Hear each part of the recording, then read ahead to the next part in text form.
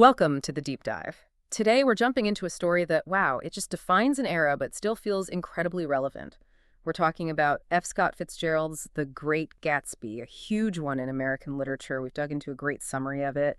And our plan now is to pull out the key stuff, the glamour, the heartbreak, and why it still matters so much for you. Okay, let's unpack this. Yeah, it's kind of amazing, isn't it? How a story from, 1925 still really reflects our own ideas about ambition and desire and maybe what happiness even means. We're not just recapping the plot. The goal is to really connect the dots, find that lasting message Fitzgerald packed in there. Exactly, 1925. It's more than just a book. It's like a snapshot of the jazz age. Captures all that sparkle, but also the disappointment underneath it all. And for you listening, this is about getting to the heart of a classic themes like wealth, love, the American dream. They're all still playing out today, right? Absolutely. And to really get Gatsby, you first have to get the setting, the jazz age. It wasn't just background music. It was this period of massive change in America, economic boom, new social freedoms, but also some big moral questions popping up. Everyone seemed to be chasing something, pleasure, money, a different life. And that chase really defines these characters. And our guide through all this flash and chaos is Nick Carraway. Young guy, Yale grad, moves out east to Long Island at 22, wants to get into finance.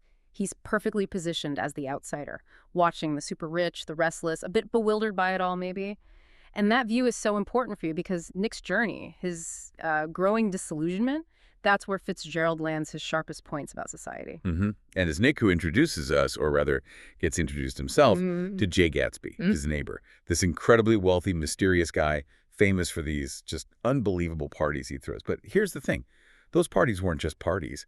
Gatsby's whole public image, all of the rumors Nick hears at first, it was all carefully built, like a stage set for one very specific person. Right. And that leads us straight to the core of it all. Underneath the parties, the money, the mystery, is Gatsby's one single driving force, his love for Daisy Buchanan, who happens to be Nick's cousin. And she lives across the bay in East Egg. That's the old money side. She's married to Tom Buchanan. Wealthy, yeah, but also really arrogant. And the backstory there is just fascinating. Gatsby and Daisy, they were in love, deeply in love before the war, World War I. But Gatsby goes off to fight, and Daisy, well, she marries Tom, chooses that social status and security, and that choice, that's what fuels Gatsby. All his money, the house, the parties, it's all this massive, almost desperate attempt to basically turn back time and win her back. He genuinely believes he can recreate the past. That's the huge question hanging over the novel, isn't it? Yeah. Can money actually buy you happiness or even a do-over on the past? Gatsby's fortune isn't just about being rich. It's the tool he's using to build this illusion. He thinks if he makes his world shiny enough, successful enough, Daisy will just walk right back into that past life with him.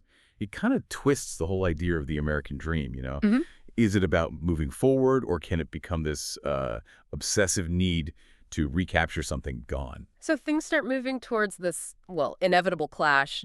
Nick gets involved, maybe a bit reluctantly, helps set up a meeting between Gatsby and Daisy. And for a little while, it seems like it might work. The romance sparks again. It feels fragile, though. You can sense it can't last. And then it breaks completely. There's this incredibly tense showdown. Awful afternoon. Tom Buchanan, Mr. Old Money himself, he basically lays bare Gatsby's background, the bootlegging, the sort of shady sources of his wealth, and then he hits Daisy with the reality check. Tom represents stability. Compared to Gatsby's, questionable new money, it's a brutal collision. The collision of worlds. And then it just spirals into tragedy really fast.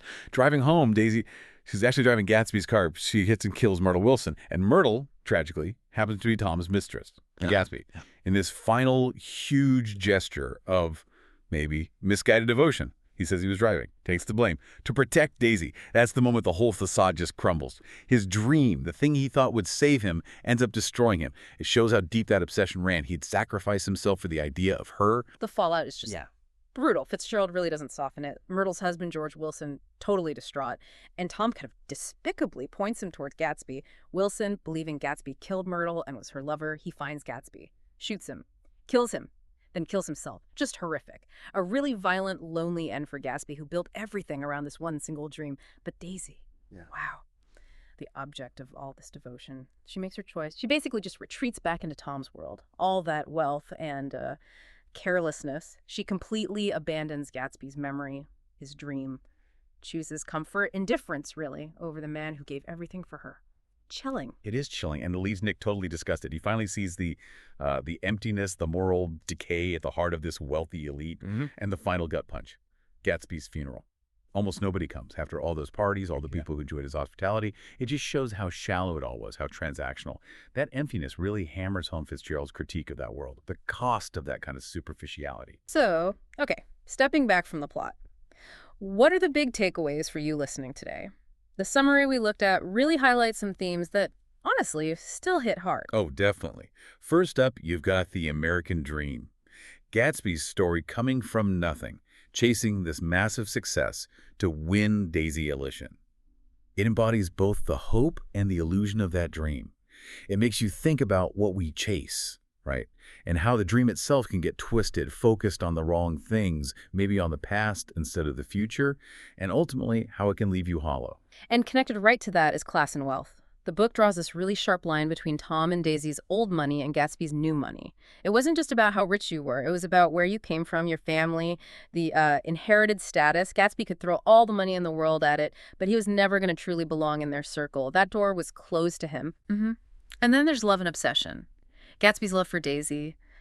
It's so idealized, it's almost not about her anymore. It blinds him. It's less about love, maybe, and more about, like, fixation. She becomes this symbol for him, a symbol of the past he lost, the future he wants.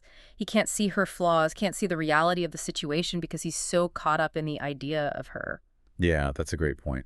And finally, maybe the most obvious one is the moral decay behind the glamour.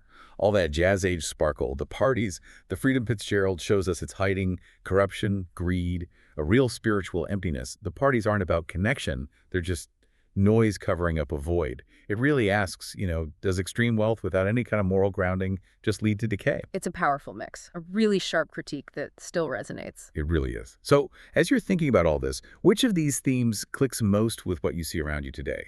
Is it the illusion of the American dream, the class divides, the danger of obsession, or maybe that feeling that sometimes, glamour does hide a certain emptiness? Yeah, Great Gatsby is just this haunting look at that dream, isn't it? How chasing wealth and clinging to a romanticized past can just lead to ruin. It's a warning, really. Yeah. Timeless. So here's a final thought for you. If Gatsby's biggest mistake was believing he could literally recreate the past, what does that suggest about our own dreams, our own pursuit of happiness? Can we ever really go back? Or is the past something we have to let go of to move forward? Something to definitely think about. Thanks for diving deep with us today.